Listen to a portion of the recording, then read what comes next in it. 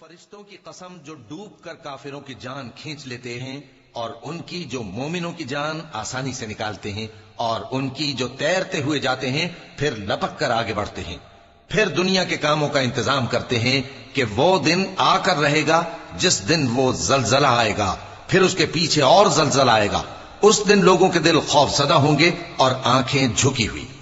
کافر کہتے ہیں کیا ہم الٹے پاؤں پھر لوٹیں گے؟ بھلا جب ہم کھوکھلی ہڈیاں ہو جائیں گے تو پھر زندہ کیے جائیں گے؟ کہتے ہیں کہ یہ لوٹنا تو سراسر نقصان کا لوٹنا ہوگا۔ تو بس وہ ایک ڈانٹ ہوگی، اس وقت وہ سب میدان حشر میں آ جمع ہوں گے۔ اللہ تم کو موسیٰ کی حکایت پہنچی ہے جب ان کے پروردگار نے ان کو پاک میدان یعنی طوٰ میں پکارا اور حکم دیا کہ فرعون کے پاس جاؤ کہ وہ سرکش ہو رہا ہے، پھر اس سے کہو کہ کیا تو چاہتا ہے کہ پاک ہو جائے اور میں تجھے تیرے پروردگار کا رستہ بتاؤں تاکہ تجھ کو خوف پیدا ہو؟ غرض انہوں نے اس کو بہت بڑی نشانی دکھائی مگر اس نے جھٹلایا اور نہ مانا، پھر لوٹ گیا اور تدبیریں کرنے لگا۔ سو اس نے لوگوں کو اکٹھا کیا، پھر بلند آواز سے بولا، سو کہنے لگا کہ تمہارا سب سے بڑا مالک میں ہوں۔ تو اللہ نے اس کو دنیا اور آخرت دونوں کے عذاب میں پکڑ لیا۔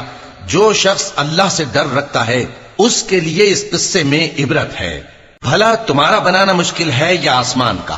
اللہ نے اس کو بنایا، اس کی چھت کو اونچا کیا، پھر اسے برابر کر دیا، اور اسی نے رات تاریک بنائی اور دن کو دھوپ نکالی، اور اس کے بعد زمین کو پھیلا دیا۔ اسی نے زمین میں سے اس کا پانی نکالا اور چارہ اگایا اور اس پر پہاڑوں کا بوجھ رکھ دیا۔ یہ سب کچھ تمہارے اور تمہارے مویشیوں کے فائدے کے لیے کیا۔ پھر جب وہ بہت بڑی آفت آئے گی اس دن انسان جو محنت وہ کرتا رہا یاد کرے گا، اور دوزخ دیکھنے والے کے سامنے لا کر رکھ دی جائے گی۔ اب جس نے سرکشی کی اور دنیا کی زندگی کو مقدم رکھا تو اس کا ٹھکانہ دوزخ ہی ہے۔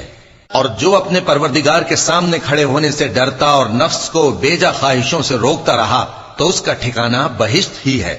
اے پیغمبر صلی اللہ علیہ وآلہ وسلم، لوگ تم سے قیامت کے بارے میں پوچھتے ہیں کہ اس کی آمد کب ہے، سو تم اس کے ذکر کی طرف سے کس فکر میں ہو؟ اس کا منتہا یعنی واقع ہونے کا وقت تمہارے پروردگار ہی کو معلوم ہے۔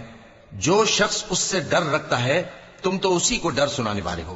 جب وہ اس کو دیکھیں گے تو ایسا خیال کریں گے کہ گویا دنیا میں صرف ایک شام یا ایک صبح رہے تھے۔